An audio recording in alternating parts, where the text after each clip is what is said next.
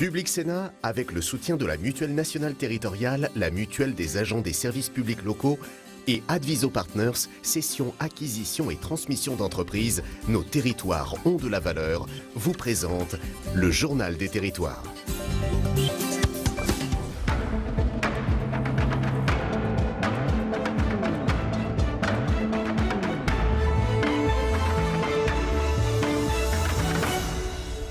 Bonjour à tous et bienvenue dans notre émission avec la presse quotidienne régionale, les télés locales de France, le réseau Via Télévision, Via Réseau, les Indés Radio, 130 radios qui sont nos partenaires sur tout le territoire français et avec TV5 Monde bien sûr.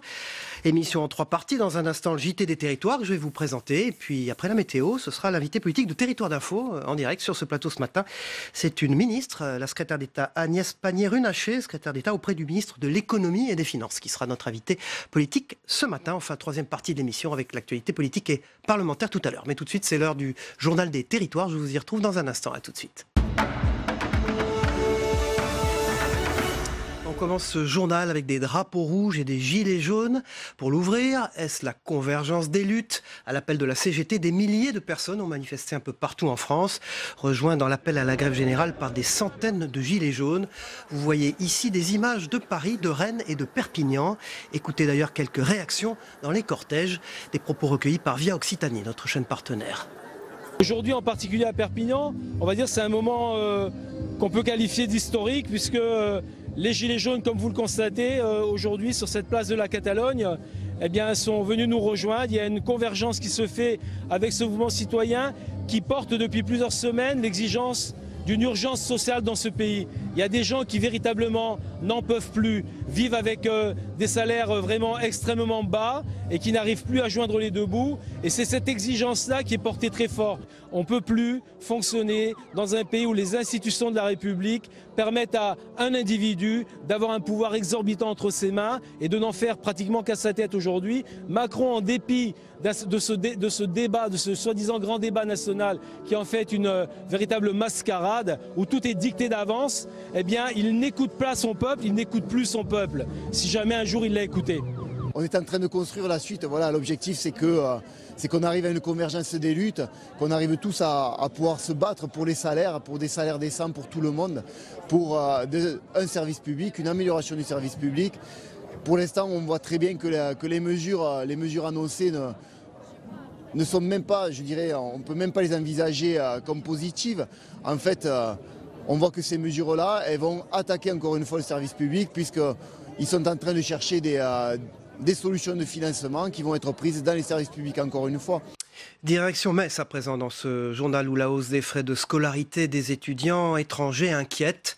La hausse annoncée pour la rentrée 2019 des frais d'inscription à l'université fait grincer des dents. À l'École nationale des ingénieurs de Metz, qui compte 200 étudiants internationaux, élèves et directeurs s'inquiètent de l'impact de cette mesure sur le recrutement des futurs ingénieurs. Un reportage de Fanny Bragard pour Via Mirabel, notre chaîne partenaire. La polémique autour de la hausse des frais universitaires pour les jeunes extra-européens n'a pas épargné les Nîmes. Et pour cause, au sein de l'École nationale des ingénieurs de Metz, 20% des 1000 élèves sont des étudiants internationaux et nombreux d'entre eux craignent de voir s'envoler le coût de leurs études, déjà conséquent malgré des frais de scolarité de 504 € annuels. On paye ici les loyers et tout qui consomme la vie quotidienne. Donc s'il y a un frais d'inscription plus cher, c'est un peu difficile pour nous. Parce qu'on paye beaucoup ici, c'est le changement de la monnaie en fait, de Colombie, des pesos colombianos à euros, c'est cher. Donc si c'est cher, c'est plus difficile. Séduits par la qualité de la formation et la culture française, ces étudiants n'ont pas hésité à traverser la planète pour décrocher ici leur diplôme d'ingénieur.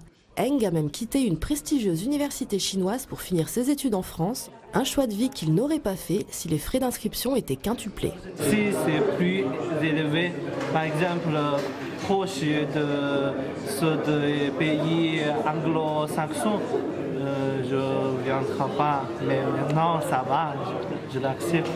Si la loi est votée, ces étudiants étrangers devront s'acquitter de 2 770 € en licence et 3 770 € en master, un montant équivalent au tiers du coût réel de leur formation.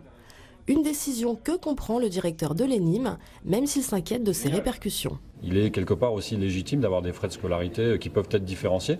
Mais encore une fois, pour moi, le fondement de cette réflexion-là, c'est de savoir l'impact que ça pourra avoir sur le recrutement, parce que la présence d'étudiants internationaux dans nos écoles est absolument essentielle et il ne faut surtout pas que ça soit revu à la baisse. Composante de l'Université de Lorraine, qui refuse d'appliquer cette hausse à la rentrée 2019, l'ENIM devrait donc conserver dans ses rangs ses étudiants de 30 nationalités différentes. En matière d'environnement et d'océan, ce sont souvent les surfeurs qui interpellent. Nous vous en parlions il y a quelques jours. La plage du Ris de Douarnenez en Bretagne a été définitivement fermée au public sur ordre de l'Agence régionale de santé en raison des mauvais résultats de la qualité des eaux de baignade. Suite à cette annonce, les surfeurs locaux ont voulu se faire entendre et interpeller les autorités publiques. Frédéric Lorenzo de la chaîne TBO, chaîne du groupe Le Télégramme, nous en parle. Plage du Ris à Douarnenez ce dimanche, l'Ankou. La mort en breton frappe la centaine de surfeurs présents dans l'eau. Une image forte devant plusieurs centaines de spectateurs. Une action organisée par quelques surfeurs locaux après l'interdiction définitive à la baignade sur cette plage pour 2019. On a voulu faire, pour être clair, interpeller l'opinion publique par l'image la plus forte possible, bien sûr, pour que les gens se sentent concernés. Pratiquant régulier de la baignade, les surfeurs ont pu juger de la mauvaise qualité de l'eau sur cette plage. La première fois que j'ai surfé ici, c'était marée basse. Au moment de sortir de l'eau, c'était marée haute. Et en arrivant au bord, j'ai failli vomir à cause de l'odeur. C'était atroce. La baignade au Ris, une activité que certains ont abandonnée depuis longtemps, dans ce cadre pourtant idyllique. Nous, on vient surtout plus pour jouer et pour la vue, puisque c'est une très belle plage. Mais se baigner, oui, il y a tous les étés, en fait, il y a des interdictions provisoires à cause des microbes, des bactéries qui se baladent. Donc oui, ça fait quand même un petit moment que la baignade est gênée ici, quoi. La raison de l'interdiction définitive, c'est la pollution bactérienne produite à terre et véhiculée par ce ruisseau, le Ris, qui se jette dans la baie au bout de la plage. Pour certains, l'urbanisation n'est pas la principale cause. Évidemment, il n'y a pas qu'un coupable, mais par contre, il est temps que les élus prennent leurs responsabilités. Désormais, des efforts importants vont devoir être fournis pour atteindre les nouvelles normes sanitaires plus sévères et permettre la réouverture de la plage à la baignade, mais malheureusement pas avant 2020. Elles peuvent parfois servir à cela, les cagnottes participatives. Une cagnotte pour sauver une station de ski. Très attachés à leur station de ski qui fête ses 50 ans, les habitants d'Entremont-le-Vieux, en Savoie, ont lancé une cagnotte participative pour sauver la station du Granier. Avec quel succès? La réponse de notre partenaire télévisuel 8 Mont-Blanc sur place. Rayer la station du Granier de la carte des stations de ski en France après 50 ans d'existence. Impensable pour les habitants du village d'Entremont-le-Vieux en Savoie. Très attachés à leur domaine, ils ont décidé de créer une association pour en reprendre la gestion. Suite en fait à l'annonce de la fermeture du Granier, une pétition a été faite pour demander à la communauté de communes de la garder ouverte encore 1 an pour nous permettre de travailler avec eux. Et en fait, finalement, lors de la réunion publique, on a émis cette idée de monter une association. Et donc, on s'est retrouvé dans un premier temps un peu plus de 20 personnes à dire on veut bien se retrouver pour comprendre le modèle qu'on peut mettre en place. Et puis, tout de suite, là, avant les fêtes de fin d'année, on a compris que c'était jouable. Au total, une 60aine de bénévoles vont se relayer pour faire vivre les 4 pistes de ski. Toute une organisation doit alors être entièrement revue. Ça se passe un petit peu comme une entreprise. On a une équipe, moi jusqu'à maintenant c'était des gens qui étaient rémunérés. Là ça va être plus compliqué parce qu'il va falloir faire un planning avec des bénévoles. Donc on va être obligé de leur demander leur disponibilité et faire un planning à partir de ça. Ça va être plus compliqué. Ça sera peut-être plus souple par une association que quand on a des gens rémunérés. Parce qu'il faut s'adapter aux aléas climatiques maintenant, de moins en moins de neige. Donc par l'association, ça sera plus souple. Quand il n'y aura pas de neige, ça sera fermé et ça ne dépensera pas de l'argent. Plus bas dans le village, l'initiative fait parler et séduit. Toutefois pour le maire, au-delà de reprendre la gestion du domaine, c'est un nouveau modèle qu'il faut repenser. On réfléchit aux activités qu'on pourra proposer lorsque malheureusement la neige ne sera pas au rendez-vous. Mais pour que ça permette aussi de vivre et si possible de vivre toute l'année. Le massif de Chartreuse, il y a plein d'atouts formidables, même l'hiver, et il faut que nous, on puisse être capable de les présenter dans un nouveau concept de la moyenne montagne l'hiver. Un téléski aux normes, une dameuse opérationnelle et un lieu d'accueil exploitable. Tout est prêt pour accueillir les skieurs, mais pour couvrir les frais de fonctionnement, les bénévoles doivent récolter 15 000 €. Ils ont lancé une cagnotte participative et espèrent une ouverture de la station le 9 février pour faire revivre l'esprit familial du Granier. On part en Occitanie, à Toulouse. On se lance un pari fou, courir 750 km pour sensibiliser aux dons d'organes. À Toulouse, des médecins transplanteurs et des greffés s'entraînent ensemble pour participer à la course du cœur. Cette course permet aussi aux greffés de montrer qu'ils ont une vie normale, qu'il n'aurait jamais pu être possible d'avoir sans un don d'organes ou de tissus. Toutes les explications de notre partenaire Via Occitanie sur place. Voici un test d'effort avant le grand jour. Dans 2 mois, une équipe de 4 personnes du CHU Purpan de Toulouse, composée de médecins spécialisés dans la transplantation d'organes et de patients, vont participer à une course un peu folle, parcourir 750 km pendant 4 jours. C'est la course du cœur. Chloé est une adepte depuis 5 ans. Elle se sent doublement investie puisqu'elle est infirmière et elle a reçu elle aussi une greffe de la cornée lorsqu'elle était enfant. J'étais une adolescente aveugle et ça c'est pas très drôle quoi. Donc moi ça m'a permis de faire les choses que tout le monde fait au final. J'ai appris à conduire, j'ai eu des petits copains, j'ai fait des études, enfin voilà. Et je vais voir grandir mes neveux et nièces, je vois vieillir mes parents. Pour moi, c'était une suite logique. Des conférences seront données auprès du grand public lors de cette course pour sensibiliser la population aux dons d'organes, car en 2018, ils ont diminué de 5% en France. Philippe aussi participera à l'événement. Il a reçu une greffe du rein il y a 5 ans. Et c'est à nous, les greffés, de prendre notre baluchon de pèlerin et puis notre bâton de pèlerin et puis notre baluchon de voyageur pour diffuser le message. La course du cœur est organisée le 27 mars prochain. Il faudra rallier Paris et aux Arcs dans les Alpes. Voilà, on poursuit ce JT des territoires. Dans un instant, c'est la une de la presse quotidienne régionale. Et vous savez, l'invité politique tout à l'heure de Territoire d'Info, c'est Agnès Pannier-Runacher, qui est secrétaire d'État auprès du ministre de l'économie et des finances. Tout de suite, c'est les unes de la presse quotidienne régionale dans un instant. Bonjour Saveria, on démarre avec la une de l'Est républicain des journaux du groupe EBRA. Manifestation en rouge et en jaune, bien sûr. À Nancy, 3000 personnes ont participé hier à la manifestation intersyndicale à l'appel de la CGT Gilets jaunes côte à côte. Un succès qu'un appel d'autres, se réjouit Philippe Martinez, le secrétaire général du syndicat. Près de 300 000 manifestants dans toute la France. Dans les cortèges, les revendications étaient nombreuses. Hausse des salaires, justice fiscale, contre la réforme du lycée ou encore l'augmentation des frais d'inscription des étudiants étrangers, droit de manifester ou encore défense du service public. Les Gilets jaunes ainsi que plusieurs partis politiques et organisations syndicales se sont donc rassemblés dans plusieurs villes de France, mais la foule des grands jours n'était pas au rendez-vous. Voilà, pour combattre les difficultés des villages en milieu ruraux. C'est la une de Nice Matin, c'est le ras-le-bol d'un maire qui est en grève. Il s'appelle Jean-Marc Fonseca. Il est le maire du village de Rigaud dans les Alpes-Maritimes. Il est à bout. Hier, il s'est symboliquement mis en grève. Action symbolique, action symptomatique pour dénoncer les difficultés vécues par les communes rurales. On nous demande de faire avec très peu de moyens la même chose que les grandes communes. Impossible pour cet élu. Voilà, dirigé par Denis Caroni ce matin. À la une de Sud-Ouest, la guerre des smartphones, le grand journal de Nouvelle-Aquitaine ce matin. Une guerre qui fait rage. Le marché est-il arrivé à saturation? Les appareils sont-ils trop chers? Sommes-nous moins accros? En tout cas, les ventes de smartphones chutent. Tous les mastodontes du secteur peinent. 2018, année noire pour les portables, en cause un marché saturé, des appareils trop chers, des tensions économiques et le ralentissement chinois. Le marché qui attend désespérément des nouveautés pour relancer les ventes. Il s'est vendu 1,4 milliard appareils l'an dernier, soit un repli de 4,1%. Et à la une du Courrier de l'Ouest, des journaux du groupe Ouest France, eh bien, c'est Facebook qui envahit notre quotidien.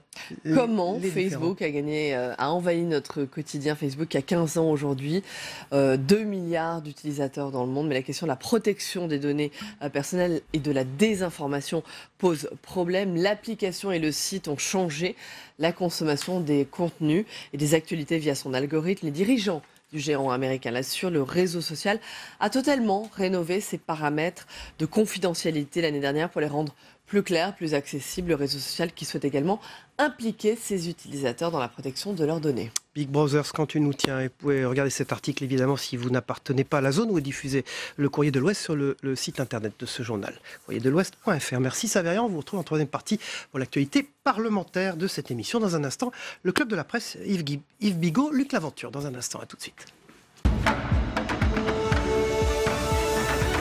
Alors bonjour Luc Laventure. Bonjour Cyril. Outre-mer 360, merci d'être sur ce plateau avec nous ce matin. On va revenir tout à l'heure avec vous avec cette réunion, ce grand débat à l'Élysée, j'allais dire, qui a eu lieu entre les élus d'Outre-mer et le président de la République. Et bonjour Yves Bigot, directeur général de TV5 Monde, chaîne partenaire de cette émission. Merci d'être sur ce plateau ce matin. Vous nous diffusez dans 200 pays, dans 17 langues. On va revenir avec vous sur l'image de la France, notamment liée aux faits d'actualité tout récents. On va parler donc des Gilets jaunes, de la convergence des luttes, cette manifestation donc hier dans toute la France, du grand débat national. Juste un mot avant qu'on démarre sur ces thèmes d'actualité. Est-ce qu'on vous en parle dans vos voyages, quand vous vous rendez? Par exemple, je sais que vous allez beaucoup en Afrique. Est-ce que ce sont des thèmes qui sont d'abord repris par vos antennes? Il y en a 9 à travers le monde. Est-ce qu'on vous parle de cela? Bien sûr, les Gilets jaunes, ça, les Yellow Vests, nous disent les anglophones, ça inquiète et ça fascine en même temps tous nos interlocuteurs. Alors ça les inquiète parce que les images, évidemment, des voitures qui flambent sur les Champs-Élysées avec l'Arc de Triomphe derrière, c'est quelque chose qui frappe l'imaginaire. Les Américains sont absolument stupéfaits parce que, évidemment, ils disent une telle chose ne pourrait pas se produire chez nous. Des gens sur le toit d'Arc de Triomphe, comme on voit pendant que vous parlez, là, par exemple. Ça fait le tour du monde sur vos antennes.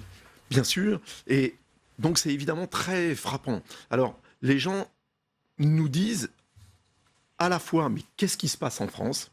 On vous aime beaucoup, on admire même votre système social.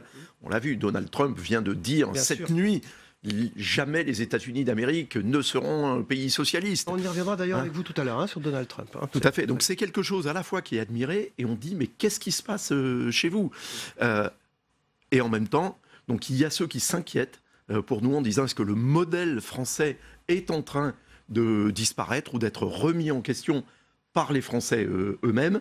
Et puis, de notre côté, évidemment, il y a ceux qui se moquent un peu de la France, donneuse de leçons démocratiques, et où on nous dit, écoutez, vous êtes bien gentil de nous expliquer ce qu'il faut qu'on fasse chez nous. Enfin, visiblement, ça n'a pas l'air non plus d'être totalement maîtrisé à la maison. Alors, donc, il y a deux positions. En gros, vous dites, alors, par exemple, ceux qui nous regardent en admirant cet exercice démocratique, ils sont où? Et ceux qui se disent, ils sont en train de détruire leurs images, ils sont où à peu près dans les zones? C'est quoi? C'est plus simple que c'est plus compliqué. Voilà, que simplement ça, parce que vous avez des Américains qui pensent que oui, la France c'est la chienlit, comme disait le général de Gaulle.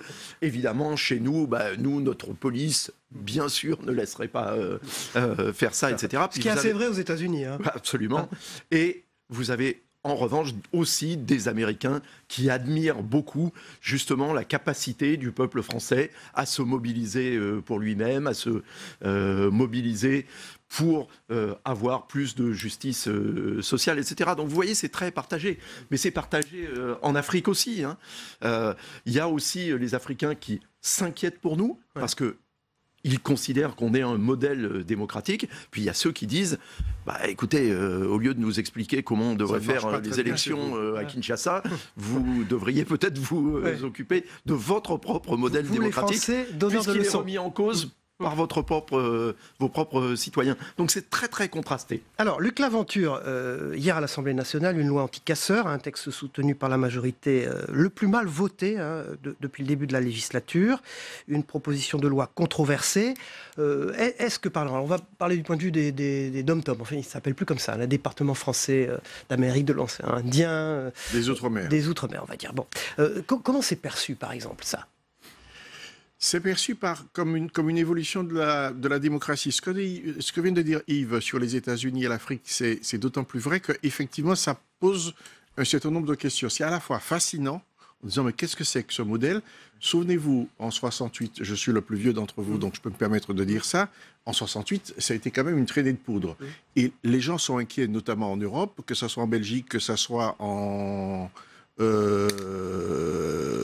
en Allemagne, même dans le sud de l'Allemagne aux et aux Pays-Bas, il y a eu oui. quand même quelques manifestations de ce type.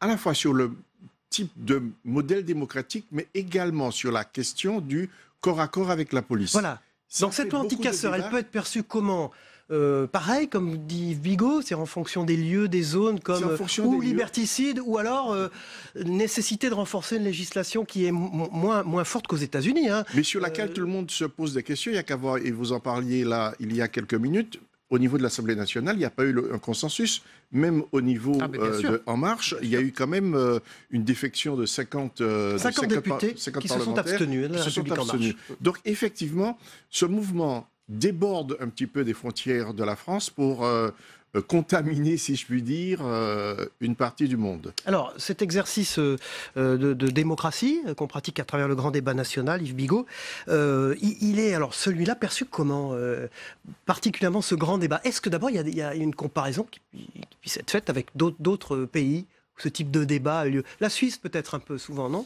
Oh là là, alors la Suisse, on en parle beaucoup évidemment, hein, à cause de l'aspect référendaire, hein, des votations. Ouais, cette consultation quasi permanente. Voilà, en Suisse. Mais alors, on a deux États qui sont formidablement différents. Le référendum en France, il faut se souvenir quand même que c'est une arme très dangereuse à utiliser. Hein. Le général de Gaulle n'est plus là pour en parler, mais les gaullistes se souviennent de celui de 1969. Et puis, souvenez-vous, et c'est peut-être là d'ailleurs qu'il faut voir une des racines du mouvement aujourd'hui des Gilets jaunes, c'est le référendum à propos du traité de Maastricht. C'est où quand même l'avis des Français a été un peu balayé. D'ailleurs, il n'y a pas eu qu'en France, aux Pays-Bas aussi, on a dit vous n'avez pas voté ce qu'on souhaitait, donc on ne va pas trop en tenir compte. Et évidemment, c'est un problème démocratique quand le peuple vote et qu'on dit oui, mais enfin bon, vous avez voté, mais c'est pas très grave. Tour de passe-passe. Voilà, on va faire autrement. Les Suisses viennent de voter, ça nous concernait directement à TV5 Monde, à propos de leur service public audiovisuel. On a demandé aux Suisses, est-ce que vous souhaitez continuer à payer pour votre service audiovisuel? Alors au départ, quand la question a été posée, 70% des Suisses, évidemment, disaient non, nous, on préfère ne pas payer. C'est un impôt. Voilà. Hein. Quand on vous pose la question, c'est très simple. Il y a eu 4 mois de campagne où les équipes de la SSR ont expliqué ce que faisait la radio, la télévision publique, etc. Et au final, c'est à 70% que les Suisses ont souhaité continuer à financer leur audiovisuel public parce qu'ils ont compris quels étaient justement les enjeux culturels, démocratiques et sociaux qui étaient liés à ça. Mais les Suisses sont des gens extrêmement raisonnables, qui gèrent en bourgeois, bon père de famille, alors que nous, en France, on est un peuple révolutionnaire. Il ne faut pas oublier ça, et que l'utilisation référendaire en France, je pense qu'elle ne donnera pas les mêmes résultats raisonnables qu'elle donne en Suisse. Donc je ne suis pas certain que le modèle helvétique soit applicable en France. Alors, le grand débat national, on va regarder dans les Outre-mer ce que ça donne. Quand même quelques chiffres qu'on a ce matin. Figaro a publié une étude. La mobilisation la plus forte se trouve dans les territoires ruraux en France, tandis que l'Île-de-France paraît moins concernée. Luc Laventure, qu'en est-il dans les territoires français, les différents territoires français d'outre-mer?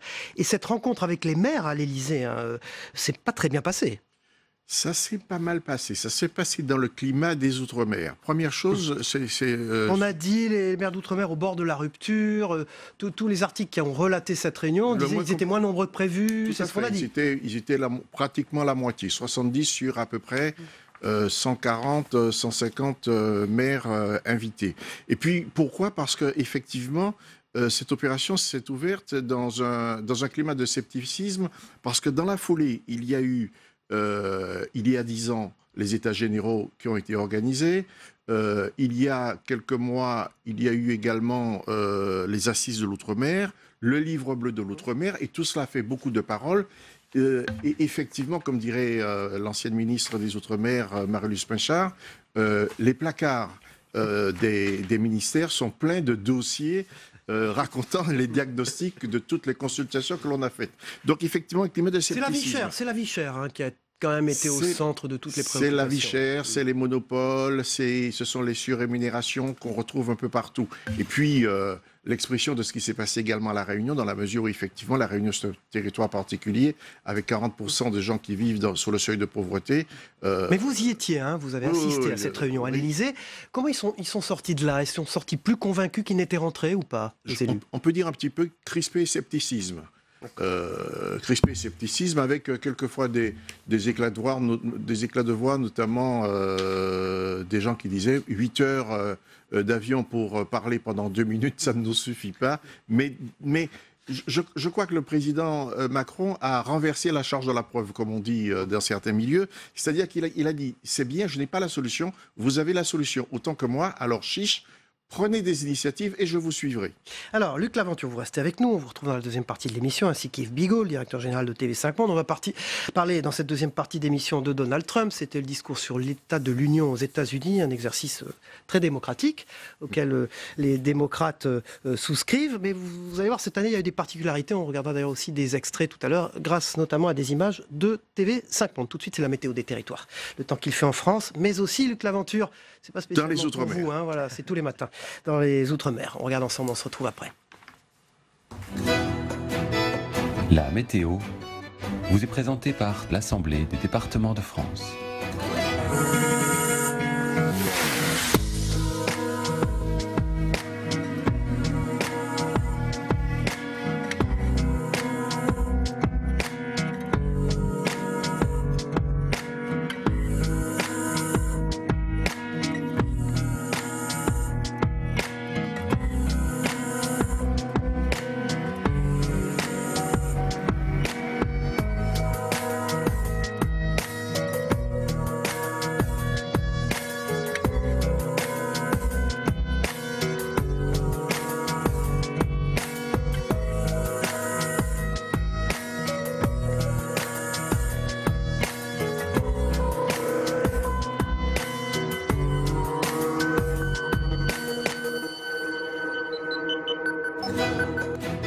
C'était la météo avec l'Assemblée des départements de France.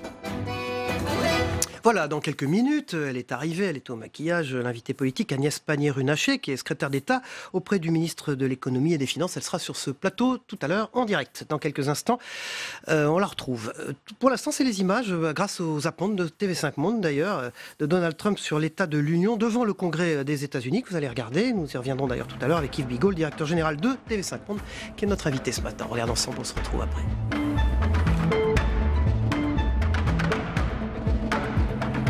Public Sénat, avec le soutien de la Mutuelle nationale territoriale, la Mutuelle des agents des services publics locaux et Adviso Partners, cession, acquisition et transmission d'entreprises, nos territoires ont de la valeur, vous ont présenté le Journal des territoires.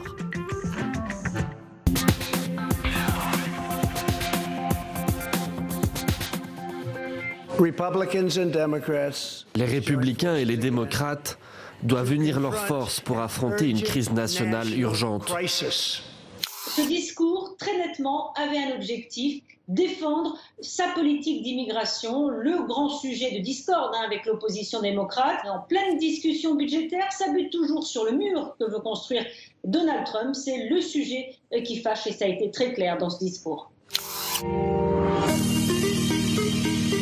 Facebook a 15 ans, une amitié que personne n'a demandé. Dès le titre de la vidéo, le ton est donné et le New York Times a décidé de se lâcher. En parodiant les célèbres vidéos d'anniversaire de Facebook, il retrace l'histoire du réseau social, de sa création à son succès fulgurant, en passant par ses nombreux scandales.